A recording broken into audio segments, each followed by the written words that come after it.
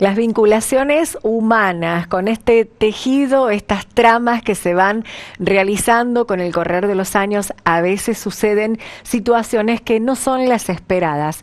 Hablamos de situaciones de ruptura donde generalmente la presencia de los hijos viene a tener algunas particularidades en la vida de un matrimonio, de una pareja, en donde interviene, por ejemplo, el asesoramiento y el abordaje, en este caso puntual, de lo que significan las cuotas alimentarias, pero sin entrar en los conflictos. Se puede, es posible, cómo se realizan, pero sobre todo buscar el asesoramiento y el acompañamiento de profesionales. En este caso estamos precisamente en Local Noticias para eso y con Luciana Prado, abogada, que nos va a ayudar a desenmarañar estas cuestiones que generalmente se dan. Lucy, ¿cómo estás? Bien, bien. Sí, generalmente se dan y ahí hablamos de, bueno, esto, de la parte de la convivencia y de la ruptura de esta convivencia, y nos encontramos con dos adultos que tienen que continuar sus vidas, sus actividades, sus tareas normales, quizás mudarse, cambiarse de hábitos, y en el medio están los niños, y hablamos de personas menores de edad que no tienen decisión por sí misma, y entonces ahí nos encontramos, bueno, ¿cómo resolvemos todo este tipo de situaciones, estas circunstancias? Porque la vida de estos menores tiene que continuar de la mejor manera posible y tal como venían hace un tiempo. Entonces ahí nos encontramos con las relaciones y las decisiones que tienen que tomar los progenitores sin afectar a los menores de edad. Bien. Bueno, en un principio yo creo que sí se puede tratar las relaciones de familia sin entrar en conflicto o sin entrar en tanto conflicto, o tener en cuenta que va a ser un momento que después va a pasar y tiene que retomar y volver la calma. ¿Por qué? Porque en los procesos de familia, o las personas que nos dedicamos a familia, y yo creo, y lo digo con optimismo realmente, que tenemos que hacer el enfoque, y todo nuestro enfoque como representante, como asesores, trabajando como asesores de la justicia y para la gente que nos busca, poniendo el foco en los menores de edad, que ellos son los más importantes y los que tenemos que representar por intermedio de los adultos, y todas las decisiones que tomemos les van a afectar o les van a beneficiar a ellos. Claro. Que no tienen herramientas para defenderse, ni a veces no tienen ni opinión, o tienen muy poquita, dependiendo de la edad. Exacto. Lucy, para estas cosas hay algo establecido, digamos, o muchas veces uno escucha que se llegan a ciertos acuerdos cuando es posible entre lo que la ley establece, entre lo que la pareja puede decidir. A veces se transitan ambos caminos hasta que se depura y finalmente o queda el acuerdo de pareja o queda estrictamente lo que dice la ley. ¿Esto es así? Exactamente. Los progenitores pueden acordar entre ellos, y es una de las ideas principales que acuerden entre ellos. Lo podemos después plasmar en algún texto por escrito, lo podemos firmar y darle alguna estructura para que tenga validez frente a algún conflicto, porque recordemos que la vida de estos adultos sigue, después construyen otras familias, Claro. nuevas parejas, y se agrandan. Y bueno, entonces se pueden estructurar por intermedio de estos acuerdos que ellos mismos nos traen como herramienta. Y si no, bueno, existen procesos judiciales, pero ante todo existe lo que se llama la mediación, Bien. que es una muy buena herramienta que nos ayuda a solucionar estos conflictos de manera pacífica y evitar así mayores gastos, tiempo, y como decimos, y nunca me canso de decirlo, que evitamos perjudicar a estos menores de edad. Exacto.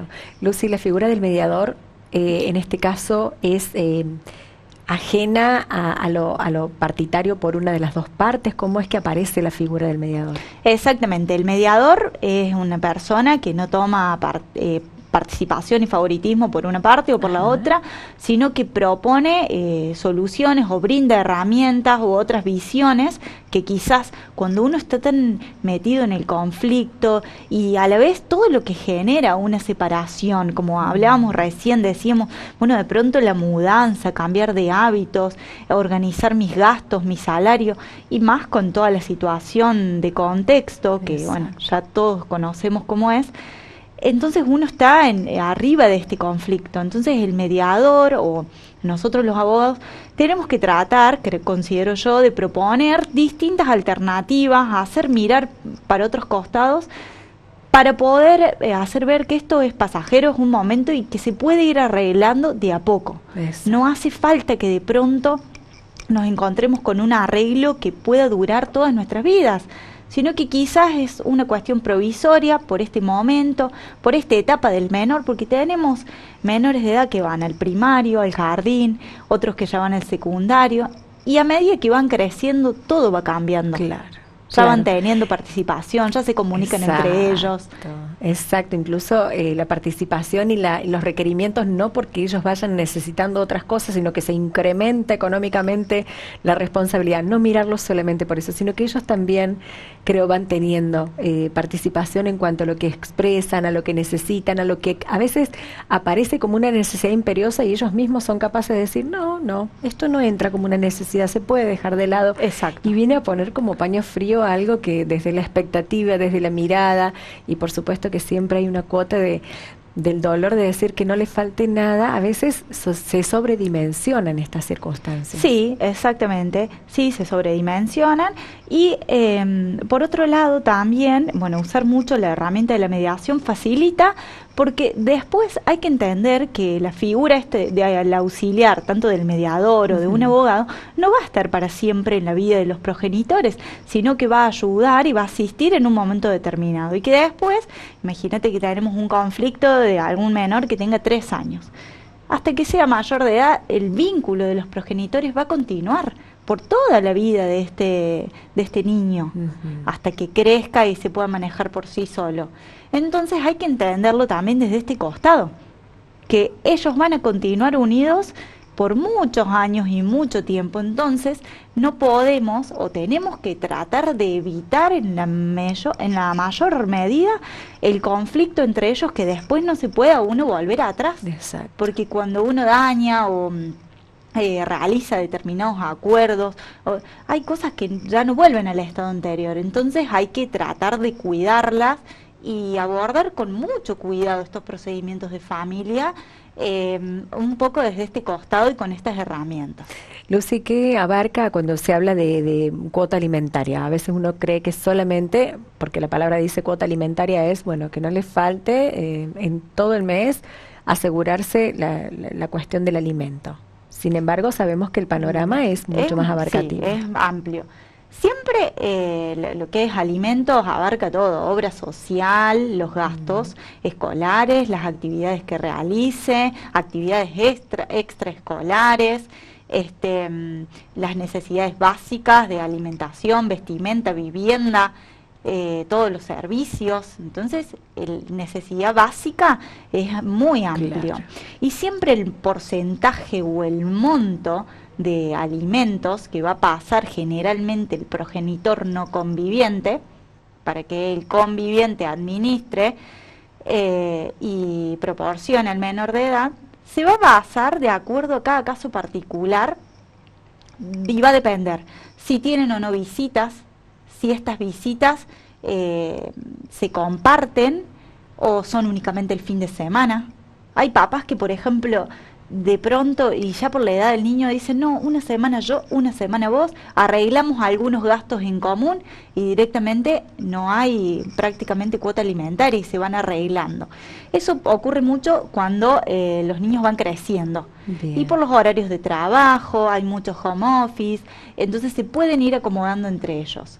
Y si no, también, bueno, tenemos personas que como el derecho de visita es justamente un derecho y no una obligación, tenemos a veces casos que es puramente la obligación de pagar alimentos y yo no quiero tener visita, no quiero comprometerme a un horario.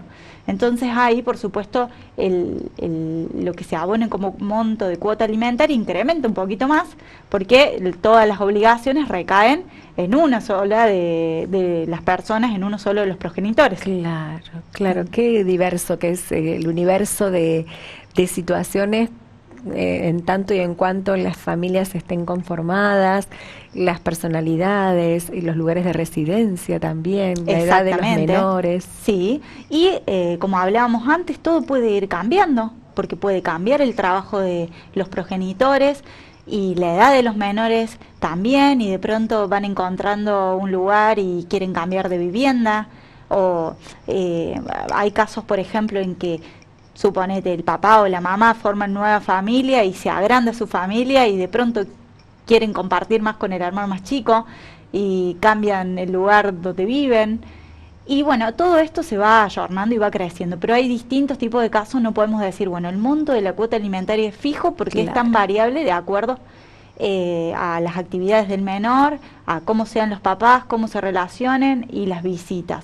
Y también va a variar, bueno, no es lo mismo, por ejemplo, proveer la obra social a un menor que no tiene ningún tipo de asistencia terapéutica, no necesita ningún tipo de asistencia constante de salud, y para otro menor que sí lo pueda requerir, que de pronto vemos mucho que se requiere alguna atención psicológica, algún apoyo de psicopedagoga, alguna otra cuestión ya de salud. Exacto. Médica, clínica, entonces también se necesita mucho más el compromiso y el apoyo de ambos progenitores, con mucho más, con una presencia más marcada. Entonces ahí va a ser diferente la situación. Después vamos a evaluar también qué actividades extraescolares son las que realizan, cuánto tiempo tenemos que necesitar para llevarlo, traerlo, buscarlo. Porque aparte de la actividad escolar, sabemos que los niños quieren hacer un día, una semana de hockey, una semana natación, otra semana... Bueno, y esto también hay que irlo acomodando. Por eso se necesita que los papás concilien en algún punto, busquemos un equilibrio en común, porque es un constante cambio con los niños. Es muy dinámico. Lucy, la importancia que tiene en este caso, ¿no? Mientras vas hablando, ¿cuánto entorpece el desconocimiento de estas cosas en la vinculación entre los adultos? ¿Cuánta carga emotiva, negativa tienen circunstancias que con asesoramiento, con conocer la realidad, con no llegar a la instancia de buscar el asesoramiento o la mediación cuando ya el conflicto es muy grande, cuántas cosas se pueden prevenir con la consulta temprana, a tiempo, a veces, bueno, dentro de la cantidad de requerimientos que tiene una pareja cuando se separa, hay cosas que son más inmediatas que otras, ¿no? Sí. En el plano de la importancia, de la prioridad, entran estas cuestiones. Cuanto antes se recibe asesoramiento, es mucho más sano después el vínculo. Totalmente, sí, y está muy bueno lo que decís, porque hay que tener presente esto. Hay cuestiones que son urgentes y que necesitamos conciliarlas, y hay otras cuestiones que las podemos charlar, las podemos trabajar un poco más, les podemos dar más tiempo. A veces una persona cuando se separa tiene múltiples cosas, tiene que dividir los bienes, es una situación complicada. Sí. Sí. Hay algunas que los manejan perfecto porque lo pueden consensuar, y hay otros que lamentablemente no se pueden consensuar, entonces ahí debemos separar y hacer un parate a tiempo y decir, bueno, qué es lo más urgente y lo que tengo día a día y cómo lo puedo manejar por el momento, y separarlo de lo otro que no lo voy a poder conciliar tan fácil. Además, delegarlo en profesionales que sí saben y que, bueno, que tienen esta posibilidad de ofrecer como servicio algo que lo tienen totalmente incorporado, y que las personas que atraviesan esa circunstancia están enfocadas o atravesadas por otras etapas que son más tipo emocionales, ¿no? Sí, entonces a veces perturba la mirada, no se puede ver con claridad, y encima se le suma el desconocimiento de no saber cuántas herramientas y cuántos elementos legales ya existen para que se desarrolle con la mayor calma posible, sobre todo por el origen de la nota. Cuidar la integridad emocional de los pequeños, que es la prioridad. En este caso es la prioridad. Es la prioridad, y no solamente porque lo decimos hoy nosotras, sino que porque está regulado en la ley, en la norma de fondo, en tratados internacionales.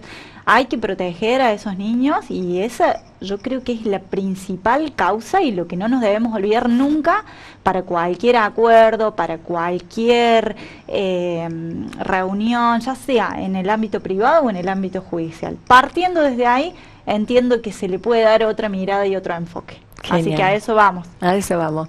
Lucy, me ha parecido, la verdad, valiosísima toda la información, los datos que brindás. Bueno, para seguir profundizando, ahondando, cada uno va a ir haciendo el caminito, buscando Sí. profesionales, sino que poner a la luz de que todo esto existe, que hay modos, que hay herramientas. Así que te agradecemos el tiempo dispensado y estos temas que muchas veces merecen un ratito de tiempo para poder hablarlos y desarrollarlos. De la mano bueno, de profesionales. En este caso se busca que sea siempre profesional, porque hoy por hoy las redes sociales hacen mucha data, mucha información confusa, mucho cholulaje, mucha farándula, que está muy lejos de la realidad que vivimos sencillamente en cada barrio, en cada casa, en cada familia, ¿no? Sí, tal cual. Sí, hay mucha información y bueno, hay que usarlo inteligentemente y ver la información que me sirve y encontrar esto, porque creo que al fin de cuentas todos los papás y mamás quieren que sus hijos estén bien y ese es el camino. Exactamente, sabemos que así es. Gracias, Lucy, por tu presencia No, en gracias Local a ustedes. Noticias.